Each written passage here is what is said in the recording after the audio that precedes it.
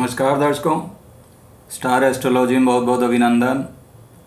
दर्शकों, आप में से बहुत लोगों ने मारक ग्रह या मार्केश का नाम सुना होगा। तो आज का चर्चा का विषय यही है कि मारक ग्रह या मार्केश क्या होते हैं। मारक ग्रह की दशा अंतर्दशा में जातक मृत्यु को प्राप्त करता है यदि उसका मृत्यु का समय आ गया हो, और यदि उसकी मृत्यु का समय नहीं आया, जो आयु निर्धारित है वो आयु पूर्ण नहीं हुई हो और उसके पहले मारक ग्रह की दशा अंतर्दशा आ गई हो, तो उसमें उस व्यक्ति को मृत्यु तुल्य कष्ट की प्राप्ति होती है। अब मारक ग्रह कौन से होते हैं? अब इसमें कई कैटेगरी निर्धारित है। प्राइमरी मारक भी होते हैं, सेकेंडरी मारक ग्रह भी होते हैं। अब इसमें जो कुंडली का द्वितीय भाव है और सप्तम भाव है, इनके स्वामी जो हैं वो मार्केश कहलाते हैं। तो दूसरा भाव और सप्तम भाव मारक भाव हैं। ये प्राइमरी मारक भाव हैं। जो प्रमुख मारक भाव हैं वो दूसरा भाव सप्तम भाव है। अब दूसरा भाव सप्तम भाव ही क्यों चुना गया? जो आयु के भाव हैं वो तीसरा भाव और आठवां भाव है।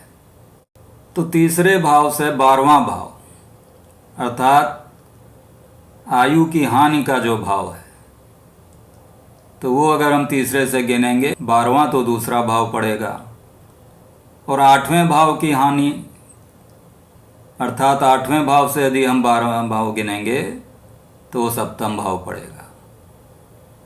तो इसलिए चूंकि ये भाव जो दूसरा भाव है और सप्तम भाव है, ये आयु की हानि का भाव है, इसलिए इसको मारक भाव बोलते हैं।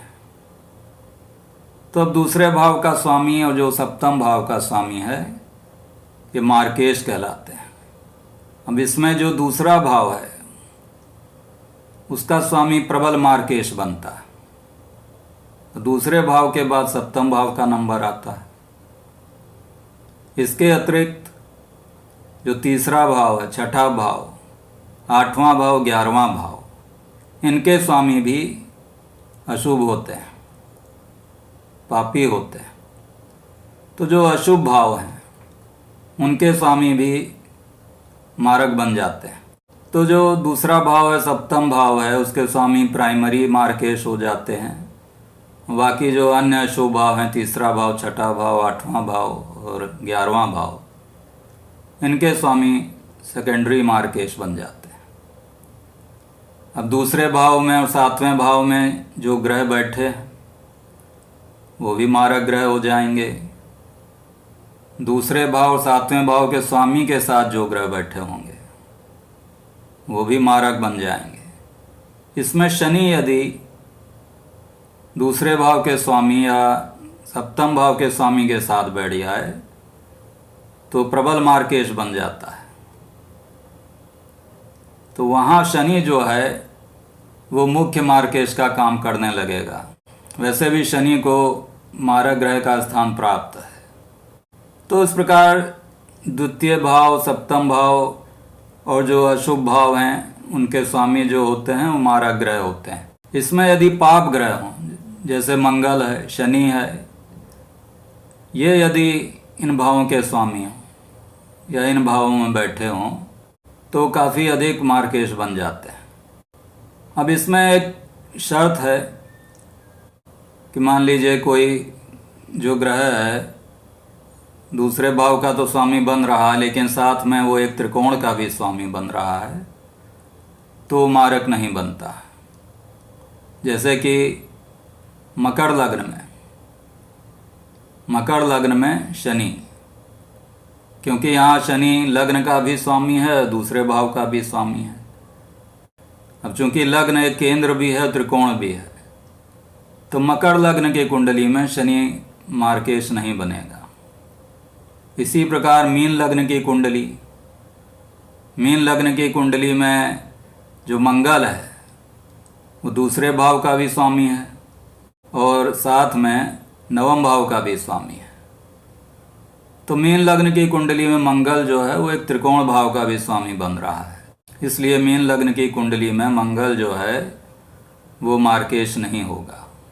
जब इन मार्केश या मारक ग्रहों की दशा या अंतर्दशा आती है, मतलब एक मारक ग्रह की दशा में दूसरे मारक ग्रह की अंतर्दशा आ जाए, तब वहाँ पर यदि व्यक्ति की आयु पूर्ण हो गई है, जो उसकी संभावित आयु है उसका समय आ गया है, तब तो मृत्यु को प्राप्त करता है, अन्यथा उसको मृत्यु तुल्य कष्ट प्राप्त होता है। अब मृत्यु तुल्य कष्ट क्या है कि कोई बहुत बड़ी बीमारी हो जाए, अचानक से आर्थिक कोई क्षति हो जाए, शत्रुओं के द्वारा हानि हो जाए, कोई एक्सीडेंट हो जाए, तो इस प्रकार अनायास ही अचानक से कोई बहुत बड़ी परेशानी आना, जिसको मृत्यु तुल्य भी कहा जा सकता है, तो इस प्रकार की परेशानियां इन दशा अंतर्दशा में आ जाती हैं। तो आइए दर्शकों, इसको एक कुंडली से समझते हैं कि ये मेष लग्न की कुंडली है। अब यहाँ पर जो मार्केश बन रहा है वो शुक्र बन रहा है। शुक्र यहाँ दूसरे भाव का भी स्वामी बन रहा है और सप्तम भाव का भी स्वामी है। तो मेष लग्न की कुंडली में शुक्र जो है वो प्रबल मार्केश बनता है। यह आप अपनी कुंडली में देख सकते हैं कि आपका मार्केश कौन सा ग्रह है। जो दूसरे भाव का स्वामी है और जो सप्तम भाव का स्वामी है वो मार्केश बनेगा, और साथ में तीसरा भाव, छठा भाव, आठवां भाव और 11वां भाव, ये अशुभ भाव हैं, तो इनके स्वामी भी मारक बन जाते हैं। तो मेष लग्न की कुंडली में शुक्र जो है वो प्रबल मार्केश बनता है। अब जब शुक्र की अंतर्दशा आएगी, मान लीजिए शनि में शुक्र की अंतर्दशा चल रही है, तो वैसे समय में यदि मेष लग्न की कुंडली है तो व्यक्ति को काफ़ी कष्ट उठाना पड़ सकता है। अब शुक्र यहाँ पर लग्न में ही बैठा हुआ है, तो शुक्र की जब अंतर्दशा आएगी तो उसमें लग्न से संबंधित अशुभ फल की प्राप्ति होगी। चूँकि शुक्र यहाँ लग्न में भी बैठा है, साथ में लग्नेश मंगल के साथ भी बैठा है, तो मंगल को भी प्रभावित कर रहा है। तो शुक्र की अंतर्दशा में व्यक्ति को स्वास्थ्य से संबंधित कोई बहुत बड़ी समस्या आ सकती है। स्वास्थ्य उसका खराब हो सकता है, किसी बड़ी बीमारी से वो ग्रसित हो सकता है।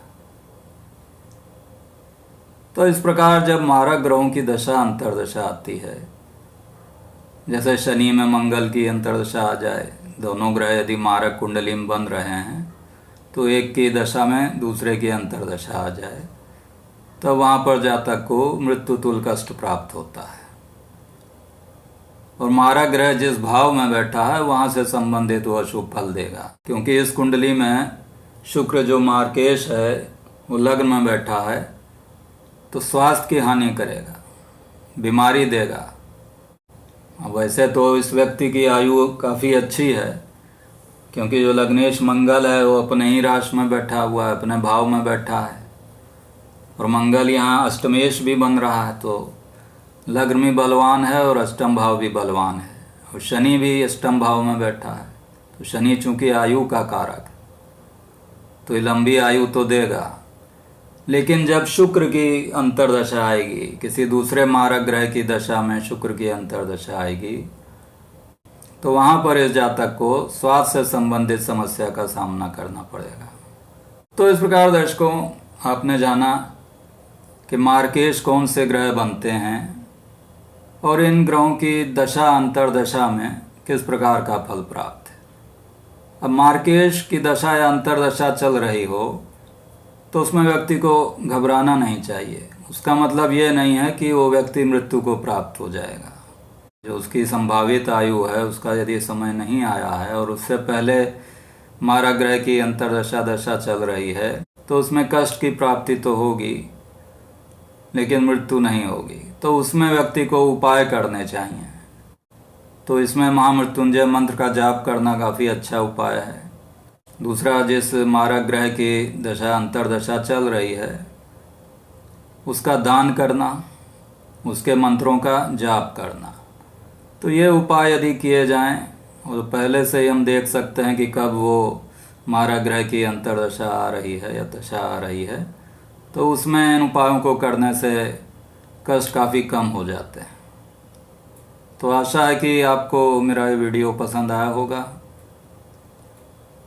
और यदि पसंद आया तो कृपया लाइक करें, शेयर करें, सब्सक्राइब करें।